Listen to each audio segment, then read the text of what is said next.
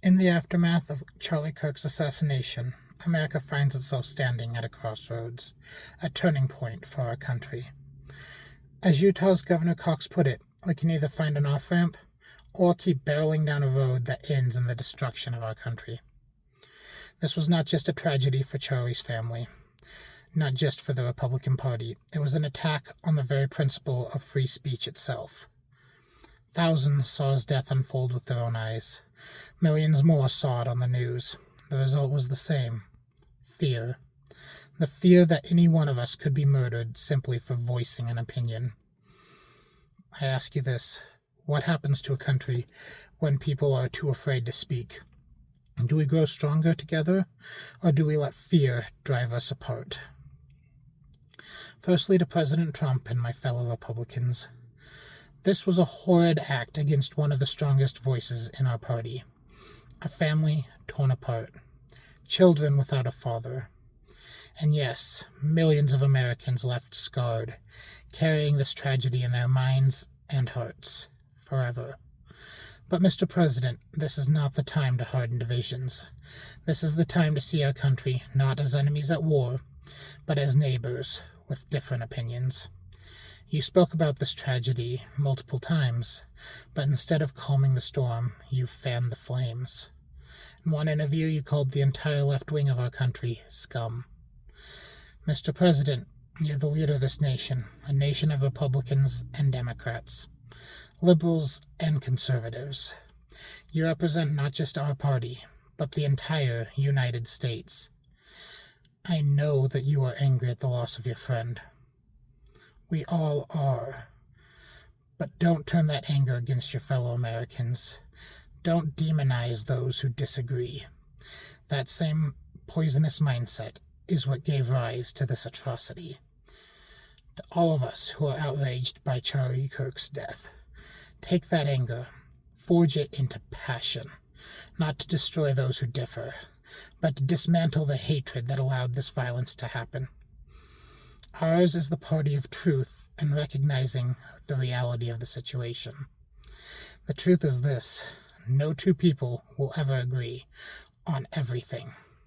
It's in the difference of opinion that we grow and grow stronger. If we lie about the other side or judge millions by the actions of a few, we fail. Charlie's murder was vile, and those who cheer such violence are reprehensible. But most on the left are not those voices. However much we disagree, they still have the right to speak. We must judge the people by their willingness to seek common ground. If we choose to do that, then we're just as guilty of creating the same environment of hate and division that claimed Charlie's life. Let me ask, do we want to be the generation remembered for tearing our country apart, or the one remembered from bringing it back from the very brink of destruction? I want to hear from you. Do you think our leaders today have calmed the storm, or are they fueling it, making it worse? To my friends on the left, if you truly believe in compassion and justice, then don't cheer the death of a man simply because you despised his politics. Yours is the party of ideals, striving for equality, of progress. But is your vision of progress one where dissenters are silenced, or worse, killed? If so, that's not progress. That's tyranny in disguise. You've championed safe spaces, but too often those have become echo chambers. Inside, people may feel shielded from offense, but they've grown contempt for those outside. Here's my question. Do the safe spaces really build empathy, or do they make it easier to dehumanize people we disagree with? If you're a liberal, I want to hear from you. How do you see this? Do safe spaces help, or have they really hurt us? And I'll give credit where it's due. Many liberals have shown decency in this moment. Senator Bernie Sanders has reminded us that democracy rests on free speech. The women of The View said no political difference can justify murder. And Bill Mayer, one of the few who's actually invited Charlie on his show, reminded us that disagreement does not erase respect. These are examples worth following, because we don't have to agree, but we must defend each other's right to speak.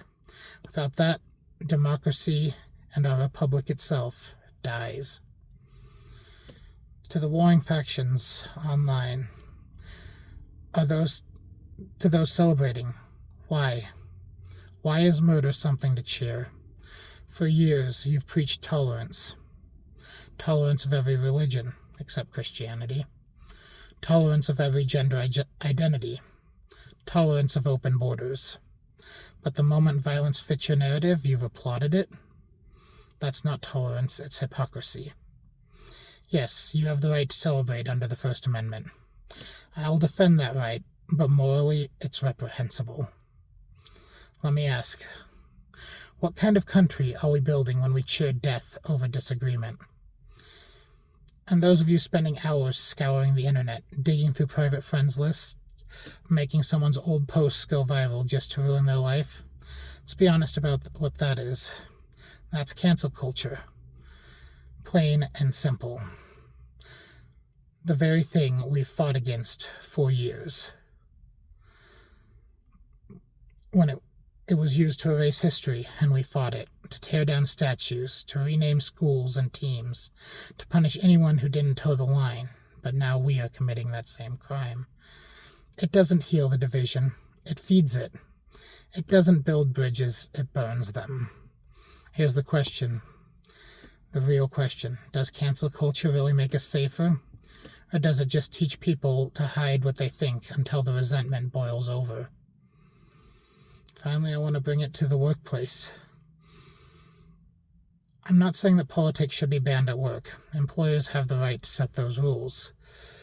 But, in my opinion, silencing discussion doesn't heal division, makes it worse. Respectful dialogue at work could be a major help to bridge the divide.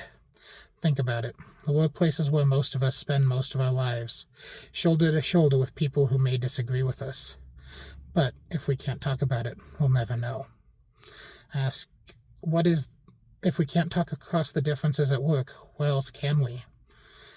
Because if we demonize our coworkers, we still have to face them every single day. Pretending these disagreements don't exist won't unite us. It just buries the problem until it explodes. Let me close with this. Free speech is not a shield from criticism.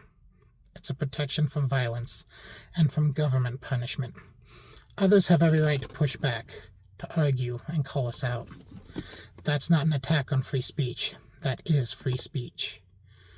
I'll ask you directly, what does free speech mean to you? Is it something you defend for everyone, or only for those you agree with? Charlie's death is a wound we should all be sharing, whether we want to admit it or not. If we let it drive us deeper into hatred, then the wound will fester. But if we choose to defend each other's right to speak, even in disagreement, especially in disagreement, then his death can be used as a turning point, and not just another scar. Remember this, stand firmly on your values, but speak freely in respect. Please, let me know what you think. Let me know in the comments. Share this if you agree, or if you have someone who would have a different opinion, let them know. Thank you.